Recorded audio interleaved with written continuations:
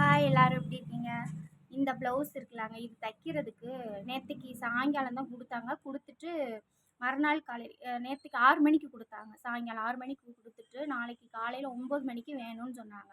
அப்போ உடனே படபடன்னு வெட்டி இத தச்சாச்சு. இத தச்சு முடிக்கிறதுக்கு 7 மணி கழிஞ்சு 7:30லாம் ஆயிடுச்சு. தச்சு முடிச்சுட்டு, வீட்ல போய் தான் உக்ஸுமே வச்சேன். ஏன்னா ரொம்ப லேட் ஆயிடுச்சு. இன்னும் லேட்டா வீட்டுக்கு போனா அடி விழுமே அப்படின்னு சொல்லிட்டு வேகமா போயாச்சு. போயிட்டு காலையில 9 மணிக்கு குடுக்கணும் பார்த்தீங்களா, அதனால நான் காலையிலேயே நேரத்துக்கு கிளம்பி கடைக்கு வந்துட்டேன். ஆனா, அவங்க இன்னும் வரல. மணி இப்போ 10 மணி ஆயிடுச்சு. இன்னுமே வரல.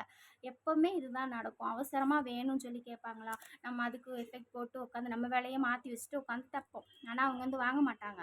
ஒரு வேளை நமக்கு ஏதாவது முடியல, ஏதாவது ஒரு காரணத்தினால நம்மளுக்கு லேட் ஆயிடுச்சுன்னு வைங்களேன், டான்னு வந்து நிப்பாங்க. இது காலங்காலமா இது நடந்துக்கிட்டே இருக்கு. டெய்லர்ஸ் எல்லாத்துக்குமே இது தெரியும். அப்புறம் இன்னைக்கு காலையில வீட்ல ஒரு காமெடி நடந்துச்சு. அத சொல்றேன்.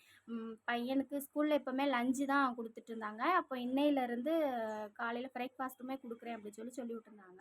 அப்போ அவன் வந்துட்டு என்ட்ட சொன்னான், "அம்மா நாளைக்கு எனக்கு சாப்பாடு வேண்டாம். நானு காலையில ஸ்கூல்ல தர்றாங்க" அப்படின்னு. ஓகேன்னு சொல்லி வச்சேன். அப்போ இன்னைக்கு காலையில நான் சாப்பிடும்போது, "தம்பி நீ கொஞ்சம் சாப்பிட்டு போ. ஏன்னா அங்க வர நடந்து போனேன்ல பசிக்கும்னு" சொன்னதுக்கு அவன் சொல்றான், "வேண்டாம்மா இனிமேலாவது நான் நல்ல சாப்பாடு சாப்பிடுறேன்.